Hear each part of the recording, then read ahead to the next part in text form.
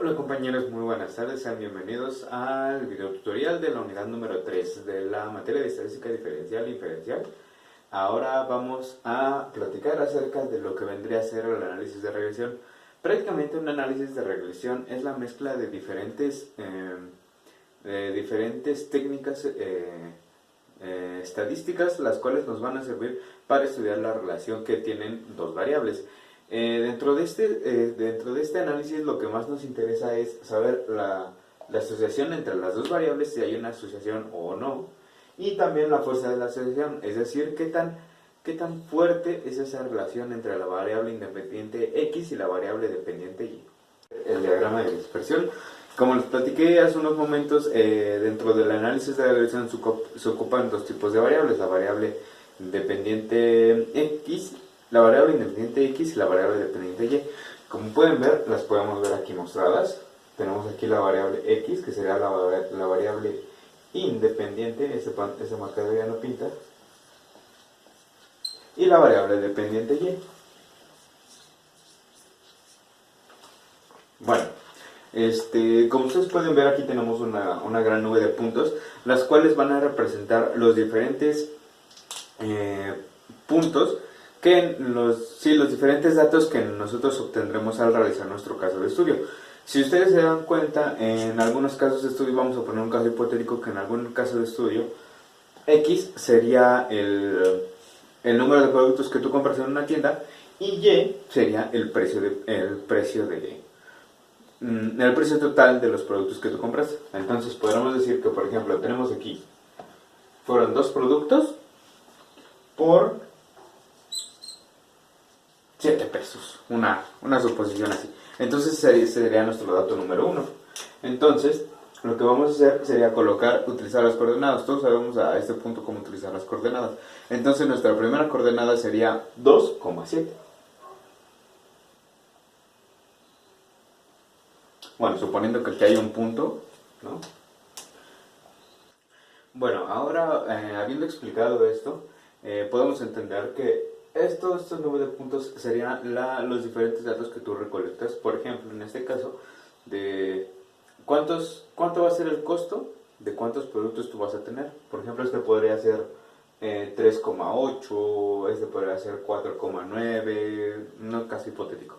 Bueno, ahora la relación entre estas variables, en mi caso particular, de lo que me he dado cuenta es que entre más relación haya entre las dos variables, la nube de dispersión va a ser más compacta.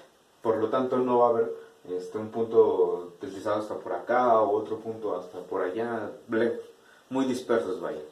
Bueno, ahora vamos a una parte muy importante de este análisis, el cual va a ser la ecuación de regresión. Como la podemos ver aquí, la ecuación de regresión es esta y está representada por la variable dependiente Y, la cual va a representar el valor estimado. Tenemos la variable A, la cual va a ser el punto donde se corta la recta. Tenemos AB por X, donde B va a representar la pendiente de la recta. Aquí es donde obtenemos que si la pendiente es negativa, la recta va a tener una inclinación hacia abajo. Y si tenemos que la pendiente es positiva, la pendiente va a tener una inclinación hacia arriba. ¿Ok? Y ahora tenemos la variable X, la cual va a ser el valor de la variable independiente en el cual se representa. Este nos va a ayudar mucho para poder generar un pronóstico acerca de futuros datos que nosotros nos gustaría conocer.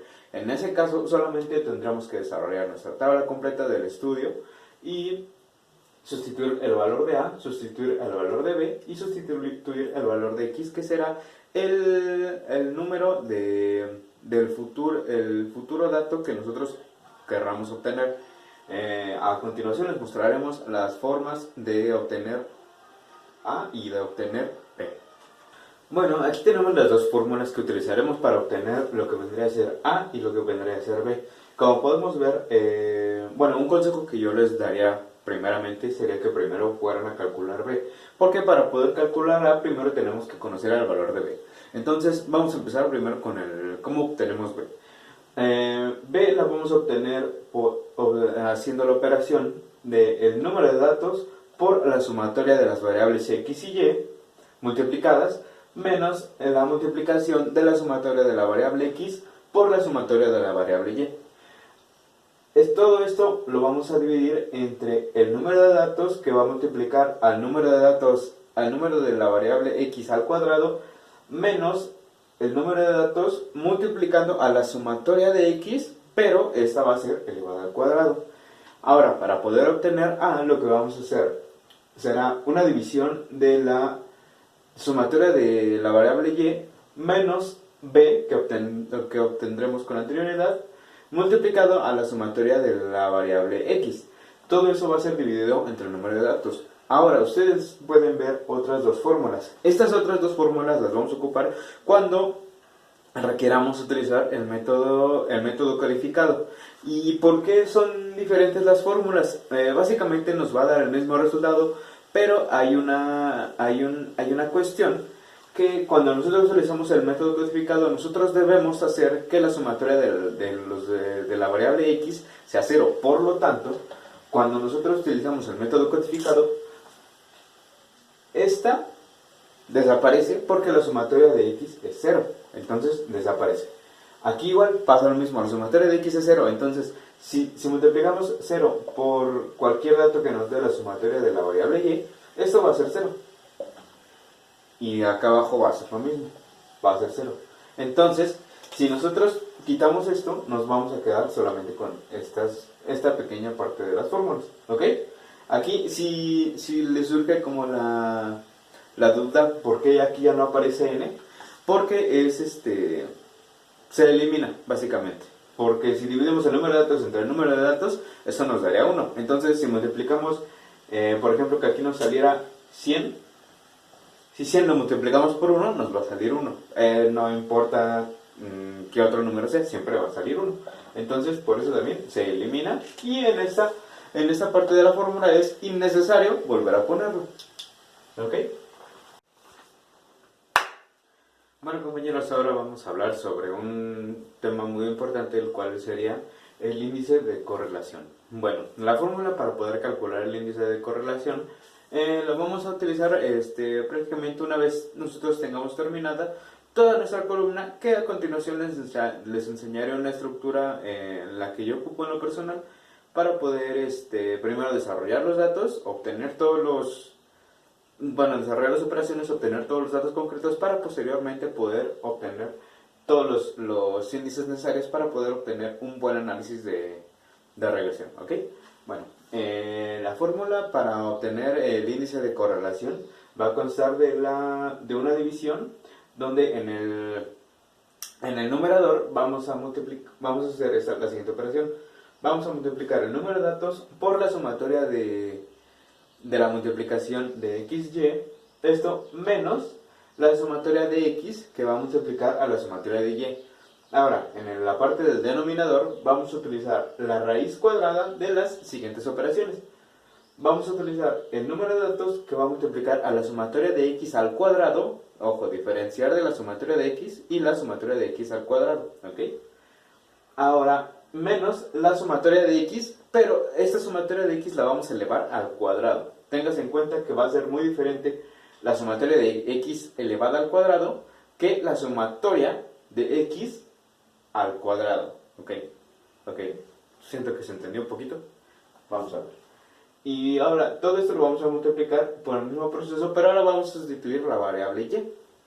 Ahora tenemos el número de datos por la sumatoria de y al cuadrado menos la sumatoria de y elevada al cuadrado. ¿Ok? Ahora aquí vamos a tener una línea la cual nos va a indicar qué tan fuerte o qué tan buena es la relación entre la variable x y la variable y. Entonces, obtenemos aquí, un momento, aquí tenemos. Ahora vamos a utilizar este ejemplo. Supongamos que nuestra variable, en nuestro índice de correlación obtenemos un valor de 0.8, ¿no? Si identificamos bien el 0.8 podría estar aquí, más o menos por ahí, ¿no? Entonces, ¿esto qué nos va a indicar? Esto nos va a indicar que nuestra relación es muy buena. Pero ahora, ¿qué pasa si obtenemos un -8? un menos 8. ¿No se ve? Aquí está. ¿Qué pasa si obtenemos un menos 8? El menos 8 lo vamos a identificar por aquí. La variable sigue siendo buena, pero solamente va a cambiar el signo, ¿ok? Entonces, ahora, ¿qué es lo que va a pasar si nosotros obtenemos un 0.08? Ahora, estamos de acuerdo que el punto 8 va a ser muy diferente al 0.08. ¿Ok? Va a ser muy diferente. ¿Por qué? Porque el 0.8 lo vamos a identificar aquí, pero el 0.08 lo vamos a identificar por aquí. Inclusive antes del punto 0.1. ¿Ok? Del 0.1, perdón. ¿Ok? Aquí estamos hablando de décimas y aquí estamos hablando de centésimas. ¿Ok? Entonces una centésima es más pequeña que una décima. ¿Ok? ¿Nos vamos entendiendo? Perfecto, muy bien. Entonces ahora, eso es prácticamente lo que quería explicarles acerca del análisis de correlación. Entre más cercano esté el valor a cero, peor va a ser la relación entre las dos variables. Compañeros, ahora les voy a mostrar cómo se les había prometido hace unos momentos la estructura que yo uso principalmente para poder realizar las diferentes operaciones que hemos estado viendo a lo largo del video. ¿Ok? Como primer punto tenemos lo que vendrán a ser los datos X y Y, que en este caso vamos a utilizar un ejemplo de algún ejercicio más desarrollado para que ustedes lo puedan entender. Bueno, entonces aquí primero tenemos como en la variable X tenemos 8 y en la variable Y tenemos 15. ¿Ok? Ahora, ¿cómo vamos a obtener XY? Básicamente va a ser la multiplicación de estos dos. Entonces 8 por 15 nos da 120. ¿Ok? Ahora para X cuadrado vamos a tener que elevar el dato de la variable X al cuadrado, que en este caso sería 64. 8 elevado al cuadrado sería 64. Lo mismo vamos a ocupar con la variable Y. 15 elevado al cuadrado nos va a dar un resultado de 225. YP, ¿se acuerdan que hace unos momentos vimos esta fórmula?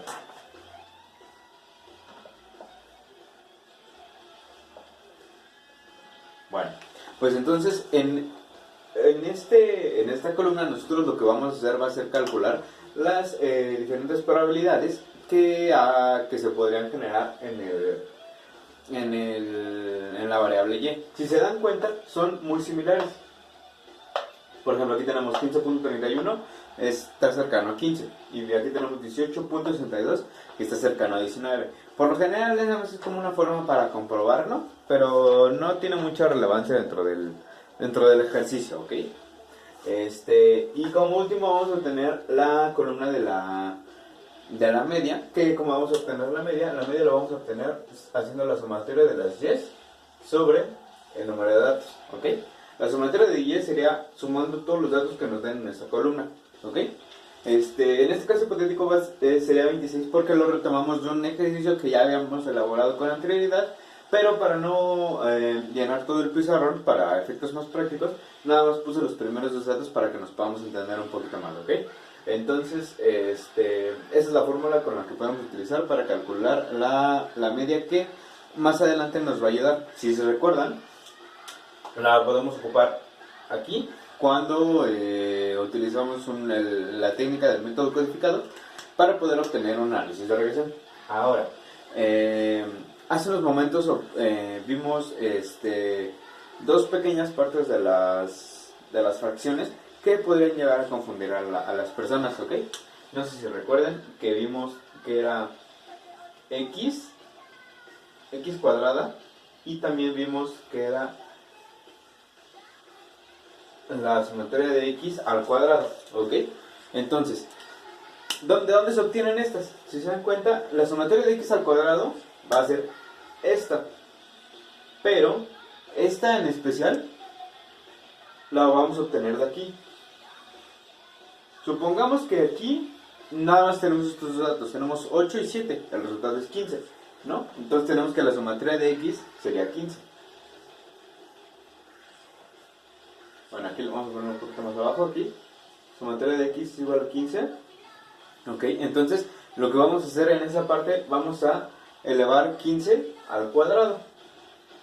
Ok, Entonces, ese era como un punto que quería tocar nada más para que quedara un poquito más claro esa diferencia entre esas dos pequeñas partes de la ecuación que, que los podrían llegar a confundir o no. Todos podemos cometer algún error y hay que saber arreglarlo, eso es lo único que me interesa. Bueno, compañeros, ahora vamos a ir a un tema un poquito más, que se hace ya prácticamente ya terminando una vez todo el análisis completo. Por lo general, bueno, con algunos compañeros he visto que es como que un tema que no se explicó tan bien en su debido tiempo y tratamos de llegar a un acuerdo acerca de cómo funcionaba y ya después corroboramos que era la verdadera forma de cómo funcionaba, ¿ok? Entonces, vamos a hablar primero con la prueba de hipótesis, ¿ok? Bueno, para empezar vamos a reconocer qué operaciones y el proceso de cómo lo vamos a ocupar.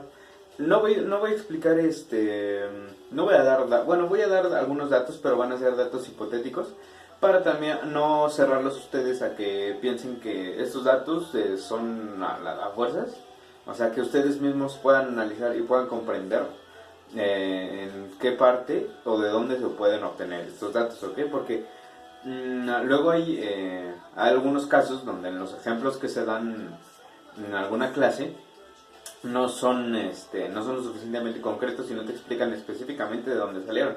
Entonces, ahora yo lo que voy a hacer les voy a explicar específicamente de dónde salen y el proceso que tuvimos que pasar para poder obtenerlos, ¿ok? Bueno, ahora vamos a empezar con lo que vendría a ser... Ay, siempre se me olvida el nombre de esta fórmula, que vendría a ser el error estándar de estimación, ¿ok? Siempre en una prueba de hipótesis y antes de un intervalo de confianza es de vital importancia obtener este índice. ¿Por qué? Porque se ocupa prácticamente para plantear el problema, ¿ok?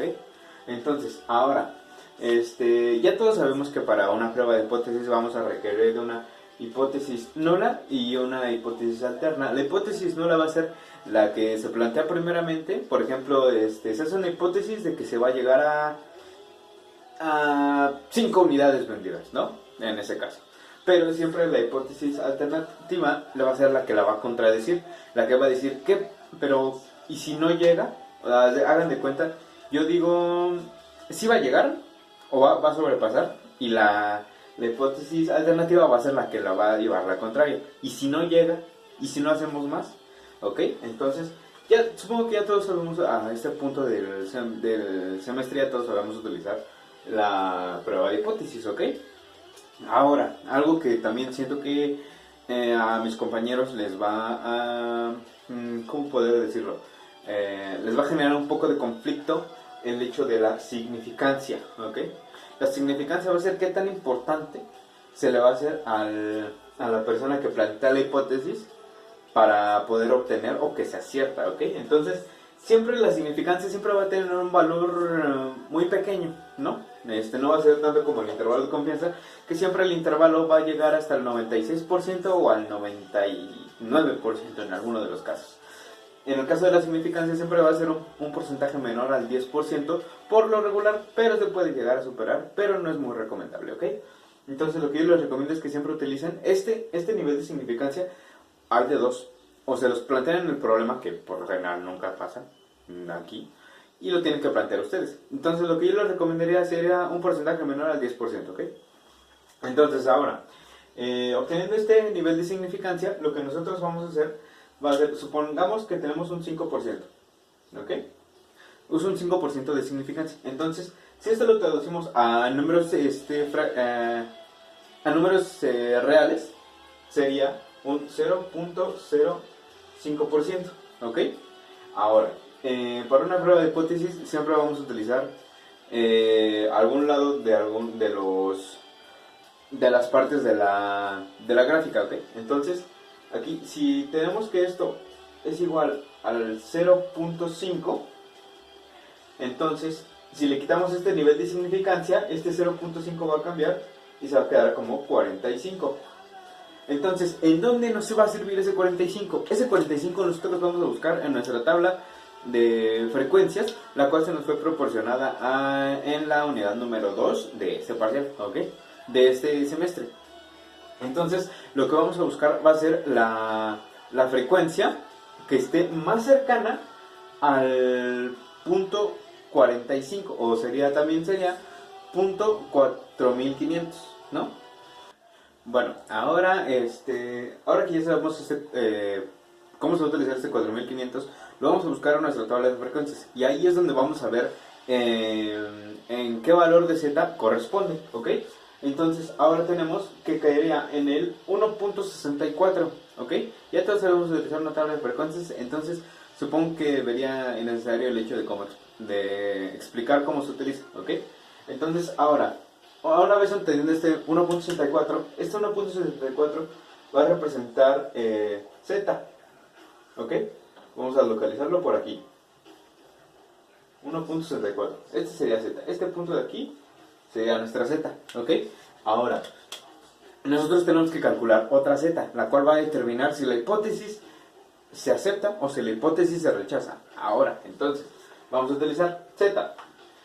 Esta z va a ser la que vamos a utilizar para lo que había explicado anteriormente. Entonces, lo que vamos a utilizar va a ser la y de probabilidad menos la y de la hipótesis sobre el error de significancia. Entonces, si el valor resultante de aquí nos da un valor mayor a 1.64, la hipótesis se va a rechazar. ¿Por qué? Porque cae en una zona de negación. Si el resultado sale menor a 1.64, entonces se va a aceptar. Aceptar. ¿Listo? Y así es como obtenemos la prueba de hipótesis. Como conclusión podremos obtener si se acepta la prueba de hipótesis o si se rechaza. Ahora vámonos con el intervalo de confianza. Como les había dicho, siempre calcular el error de estimación es una parte importante porque desde el principio podemos ver que lo tenemos planteado en la fórmula, desde el inicio.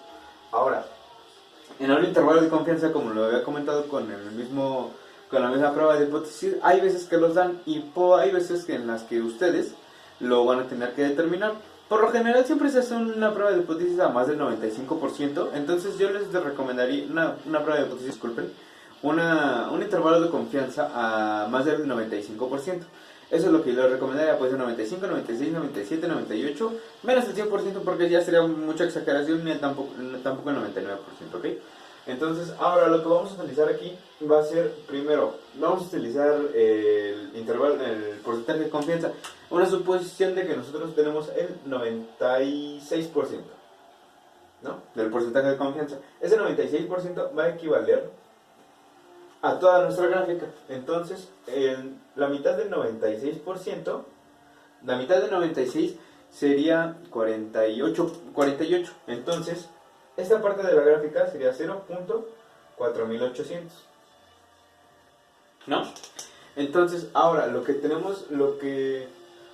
nosotros tenemos que hacer es determinar desde qué punto de z hasta qué punto de z va a ser nuestro intervalo de confianza. Ahora, nosotros aquí vamos a poner en el intervalo de confianza el valor que equivale a punto 4800 utilizando nuestra tabla de frecuencias como lo hicimos. Bueno, compañeros, eso sería todo por mi tutorial. Muchísimas gracias por haberlo visto hasta el final y pues no me queda nada más que agradecerles haberlo visto. Muchísimas gracias a todos los que cursaron el semestre con nosotros. Probablemente el siguiente semestre ya no estén algunos de ellos por la misma situación de la pandemia. O sea, bueno, no quiero decir que se den de baja, pero les deseo lo mejor, muchísima suerte y pues sigan trabajando duro. Y profesor, si esto, gracias por darnos la clase, pero en lo particular no me gustó que a mitad del curso nos quitara media hora de nuestra clase dejándonos con demasiadas dudas y pues a veces también el hecho de no entenderlo, o a lo mejor no estar a la disposición, como usted lo podría decir. Gracias por estar con nosotros y pues nada más quiero decirle que nada, cuídense mucho. Hasta luego.